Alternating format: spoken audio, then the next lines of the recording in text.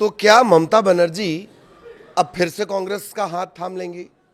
और आखिर वो 1 घंटे की बैठक क्यों लगातार चर्चाओं में, करीब करीब 1 घंटे की बैठक, कहा यह भी जा रहा है कि इतनी आत्मीयता से इस मुलाकात के मानी क्या है? और क्या वाकई सोनिया गांधी से गले लगकर ममता बनर्जी रो पड़ी? और अब क्या वाकई टीएमसी में दीदी के पास कुछ बचा नहीं है? कांग्रेस ही उनका एकमात्र सहारा है। इंडिया गठबंधन की बात तो है ही है, क्या कांग्रेस में शामिल हो सकती हैं ममता बनर्जी? बहुत सारे सवाल हैं। पिछले कुछ दिनों से जो मुलाकातों के सिलसिले चल रहे हैं, जिस तरह के घटनाक्रम आ रहे हैं, और उदित राज क्यों ये कह रहे हैं कांग्रेस में आ जाइए और राहुल को अपना नेता मान लीजिए, क्या है इन सब के पीछे? और वो इनसाइड स्टोरी क्या है जिसमें ये इस बात का जिक्र है कि करीब 1 घंटे तक सोनिया गांधी से मुलाकात होती है, गले लगकर फूट कर वो रो पड़ती हैं। कौन? ममता बनर्जी। सिलसिलेवार एक तरीके से इन तमाम चीजों को देखते हैं। नमस्कार, आपके साथ में ललित प्रजापति। घटनाक्रम किस तरह से हुए, तृणमूल कांग्रेस में बढ़ती अंदरूनी कलह वो लगातार आप देख ही रहे हैं।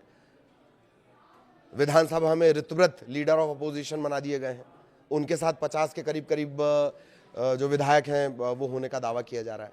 20 से 21 सांसद नाराज हैं, राज्यसभा सांसद इस्तीफा दे रहे हैं। इस्तीफा देने के बाद कह रहे हैं कि नहीं, दीदी तो अराजक हो गई हैं, तानाशाह हो गई हैं। अभिषेक बनर्जी को लेकर नाराजगी के सिलसिले लगातार चल रहे थे। अब इन सबके बीच बड़ा घटनाक्रम यह है, दिल्ली में इंडिया ब्लॉक की बैठक हुई। बैठक के बाद सोनिया गांधी से मुलाकात हुई ममता बनर्जी की, और उसके बाद तमाम तरह की चर्चाएं चल रही हैं। पश्चिम बंगाल की पूर्व मुख्यमंत्री ममता बनर्जी और कांग्रेस के साथ गठबंधन बनाकर एक तरह से राजनीतिक विरासत को क्या वो बचा रही हैं, इस तरह की बातें कही जा रही हैं। 8 जून को नई दिल्ली में जो ब्लॉक की बैठक हुई, इंडिया ब्लॉक की बैठक, उसमें भी वो शामिल हुई और विपक्षी दलों की ये बैठक थी। इसमें ममता बनर्जी सोनिया गांधी को गले लगाती हुई नजर आई हैं। एक जॉइंट प्रेस कॉन्फ्रेंस भी हुई, इसमें मल्लिकार्जुन खड़गे के बगल में जो ममता बनर्जी वो बैठी नजर आई। इसके अलावा सोनिया गांधी से मिलने के लिए वो उनके 10 जनपद वाले आवास पर भी पहुंची और करीब करीब 1 घंटे तक बातचीत चली है।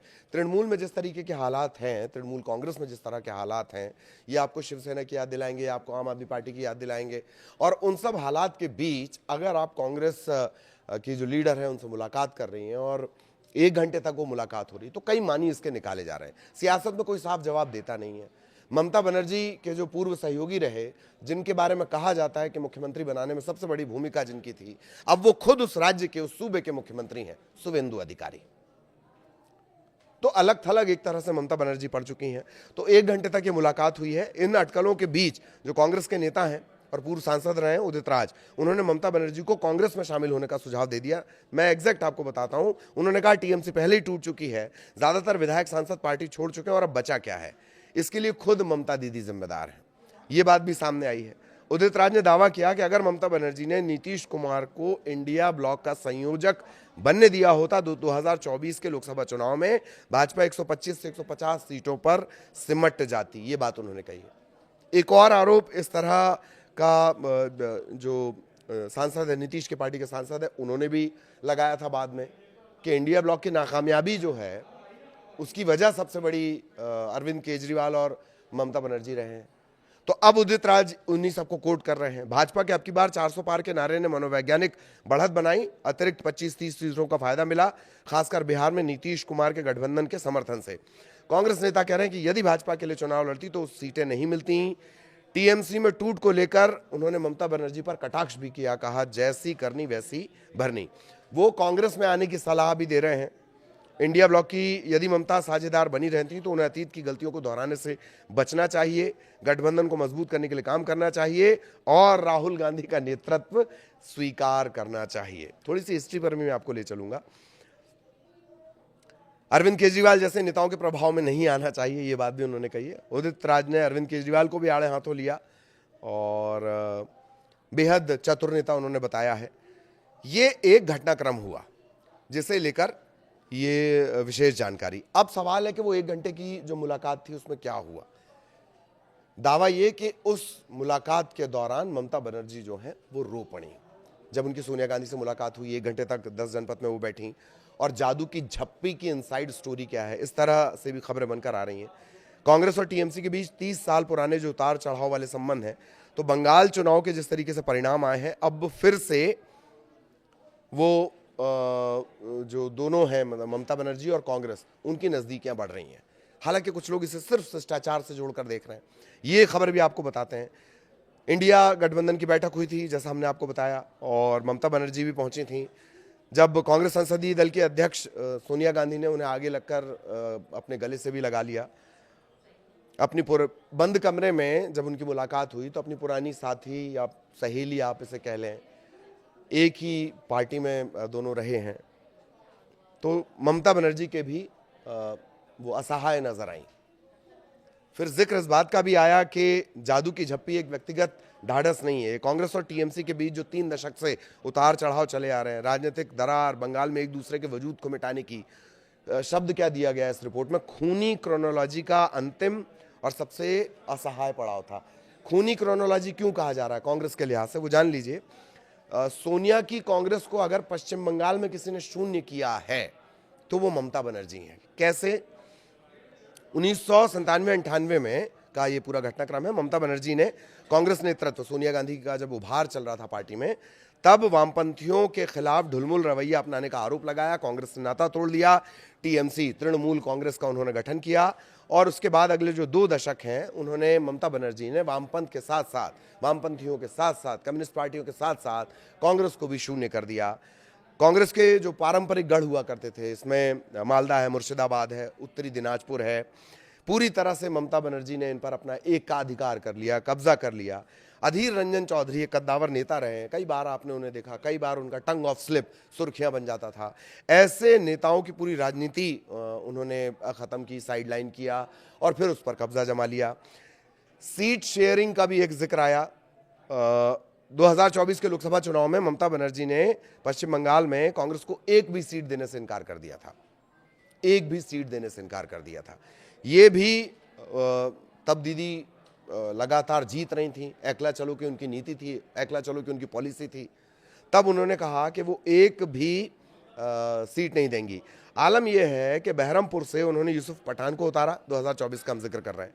बहरमपुर से यूसुफ खान को उतारा, और कांग्रेस के जो अध्यक्ष हैं अधीर रंजन चौधरी, उन्हें ममता बनर्जी ने हरा दिया था। तब दिल्ली में जो कांग्रेस का नेतृत्व है, तब 2024 में जब ये पूरा घटनाक्रम हुआ, तो बहुत अंदर तक नाराजगी रही।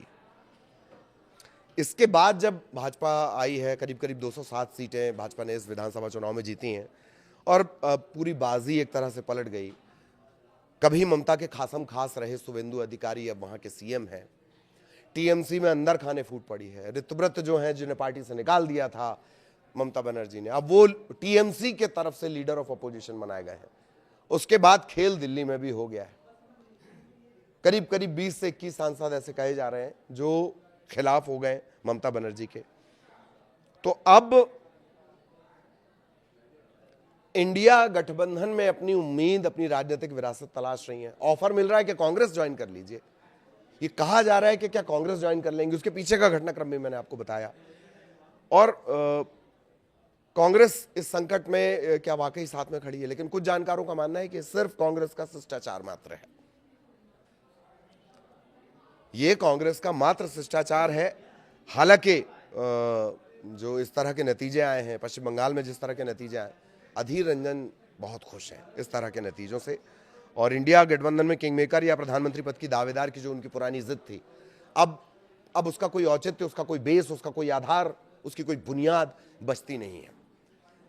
यही हमेशा ममता बनर्जी कहा करती थी, प्रधानमंत्री पद की दावेदारी, संयोजक की दावेदारी, इंडिया ब्लॉक में महत्वपूर्ण भूमिका, किंग मेकर की भूमिका, वो कुछ भी अब ममता बनर्जी के पास बचता हुआ नजर नहीं आ रहा है। तो 10 जनपद में ये मुलाकात हुई। दोनों पार्टियों ने इस बैठक के ब्यौरे का, करीब करीब 1 घंटे बैठक चली है सोनिया गांधी और ममता बनर्जी की। उसी के हवाले से खबर निकलकर सामने आई कि जब सोनिया गांधी और वो गले लगी हैं, एक दूसरे को देखकर जो आंसू हैं वो छलक पड़े हैं ममता बनर्जी के, क्योंकि अब वो अपने राजनीतिक दौर में सबसे असहाय, जो सबसे कठिन दौर उनकी राजनीति का रहा है, उसमें वो खड़ी हुई हैं। कहा यह जा रहा है कि सभी चाहते हैं कि अब अतीत की पुरानी चीजों को सब भूलकर सब एक साथ मिलकर काम करें, पर राजनीति में क्या वाकई इतना आसान होता है कि सब आपस में मिलकर एक साथ काम करें? टीएमसी में जबकि बगावत चल रही है, उस दौर में बैठक हुई है। और दोनों तरफ बगावत चल रही है। ना सिर्फ पश्चिम बंगाल में ममता बनर्जी मुसीबत में है, बल्कि दिल्ली में सांसदों के चलते भी वो मुसीबत में है। काकोली घोष जो है वो अलग मोर्चा खोले हुए हैं। रॉय जो थे राज्यसभा के शेखर रे जो थे वो इस्तीफा दे चुके हैं। वरिष्ठ टीएमसी के नेता हैं वो, पर वो कह रहे हैं दीदी अब अराजक है। इन सब के बीच थोड़ा सा संबल उन्हें कांग्रेस से मिला इस इंडिया गठबंधन की बैठक के दौरान। फिर 1 घंटे की मुलाकात, फिर बातें ये कि गले लगकर रोई हैं, और उसके बाद उदित राज ने कहा कि कांग्रेस ज्वाइन कर लो और राहुल गांधी को नेता मान लो। तो क्या इंडिया ब्लॉक की राजनीति या ममता बनर्जी की राजनीतिक अस्तित्व में कोई आमूलचूल परिवर्तन आने वाला? सवाल वही जस का तस बरकरार है इस पूरे घटनाक्रम के बाद। क्या वापस कांग्रेसी हो जाएंगी ममता बनर्जी, या टीएमसी के साथ अपनी पार्टी को बरकरार रखते हुए कांग्रेस के साथ वो कदम ताल कर पाएंगी? भाव बदलने होंगे, जानकार ये कहते हैं। बाकी सियासत है, यहाँ ना तो कोई परमानेंट दोस्त होता है ना परमानेंट दुश्मन। डॉक्टर मनमोहन सिंह ने बात बोली थी। बहुत दिलचस्प मोड़ लेने वाली है राजनीति। आगे भी इसके अपडेट आप तक पहुंचाएंगे। नमस्कार।